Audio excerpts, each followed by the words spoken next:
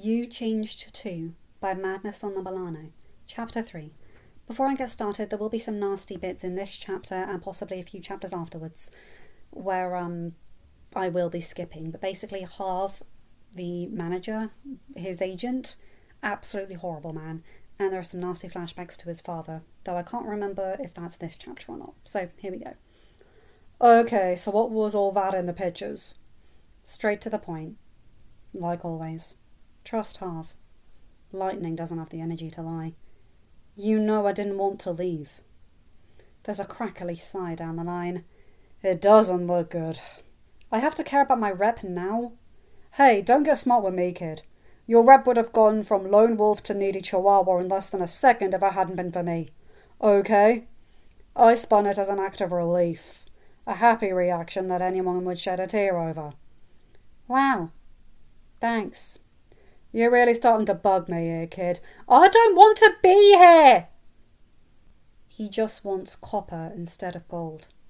The feel of dry, sun-baked earth under his feet instead of grey concrete. He wants his best friend and the platinum blonde who showed him what was missing from his life. He wants the woman who means it when she calls him honey, and her husband who showed him how to watercolour while the new paint on the 95 dried. He wants the sheriff who waited in the hot sun while lightning failed all those turns, never once complaining. He wants the veteran who let him practice shooting tin cans if he promised not to tell anyone. He wants the hippie who makes the best craft beer in the world. He wants the old lady with her chaotic personality and loving stories about her husband. He wants the fireman who taught him basic sign language and smiled widely when Lightning used his new skill to say thank you. Mostly, he wants Doc Hudson to come out here and tell him what to do, because he's so great at doing that. Someone sits beside him, and he looks at them, only for disappointment to set in. It's not Doc. It's the King. Oh, it's you. Nice to see you as well, kid. I didn't mean it like that. I'm sure you didn't. The King followed his eyes out to the track. What's eating you? Nothing. Bullshit. It shocks him to hear bad language from the King, of all people. He looks back to him, jaw slightly agape. He snaps it shut. He doesn't want to talk about this. What, 'cause you know everything? Not everything, but just about enough. You go missing, and you come back like your dog died. Is it that blonde girl you were with on the news? Lightning's silence must answer the question, because the King nods. It's hard making love work with call-ins like ours. Takes real teamwork, you know. I've never been any good at teamwork. You know, relying on people. It just seems too risky. Not everyone has your best interests at heart. Not everyone understands what's going on. Not everyone will be there when you need them. You think that's true of this girl? No, she's too responsible for that. Lightning McQueen falling for a responsible young lady? And they say miracles don't happen anymore. The King's mouth lifts as Lightning bumps into his shoulder. There you go. Still got a little fight in there. There's a lot in you, son. I had a lot left in me. Lightning holds both his hands together. Did you ever race against the Hudson Hornet? If he's surprised by the sudden question, the King doesn't show it. No, sorry, kid. The crash took him out in 74, and 75. I got given his boots to fill. The revelation has Lightning's eyes opening wide. You were the rookie they replaced him with. I didn't want to take his place. He was my hero. Then they got pretty nasty when he turned up not long after I got signed on. The good thing to have done was step aside, but I just couldn't lose my one chance. Things were a lot more cutthroat back then. The King's voice is full of remorse. He leans forward, bracing his forearms on his knees. God, his wreck was awful. I was in the stands when it all happened. Top of his car was crushed almost perfectly flat.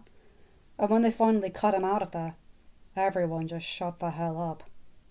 Nobody there thought he'd still have breath in him, till his crew chief started yelling at him, Paulie, you gotta wake up right now! Wake up! And, wouldn't you know it, he did. and there was this tremor as everyone just breathed out a sigh of relief.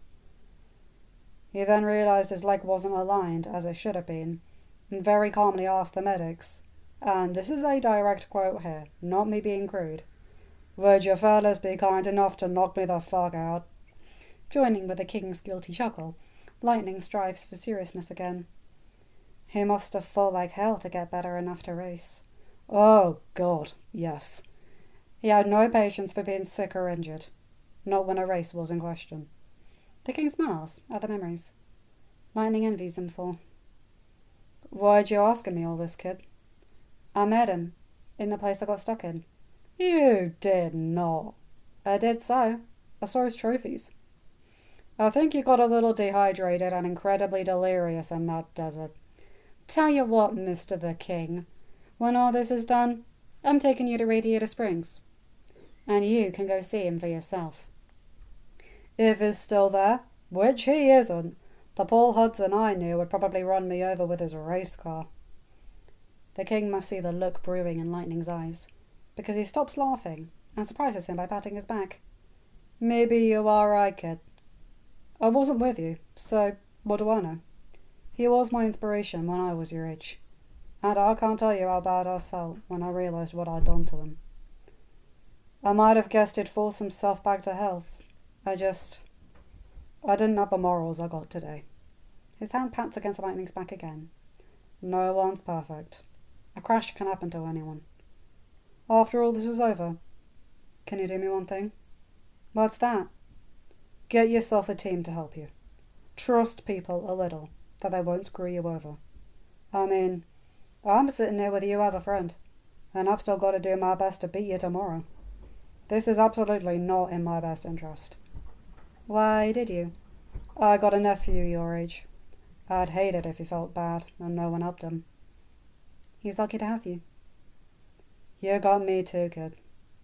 Though I'm afraid my loyalty will have to lie with him." The king smiled, winking his left eye. "He's getting into racing too." It's a costly room with a view of the city skyline that he blocks out with the blinds and tries to ignore.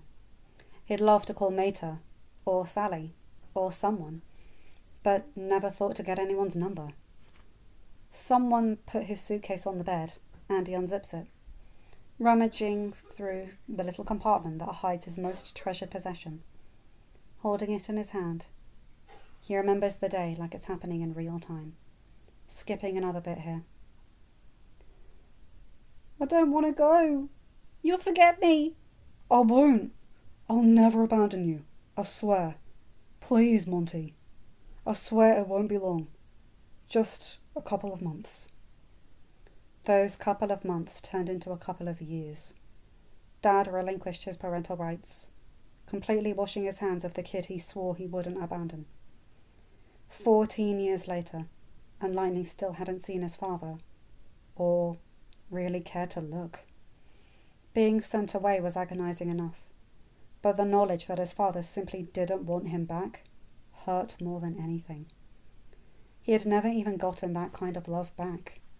Harv loves him, but it's different to Dad. He's intense and ambitious, and right now, Lightning really feels the bite of him not being here. God, he wants to feel wanted.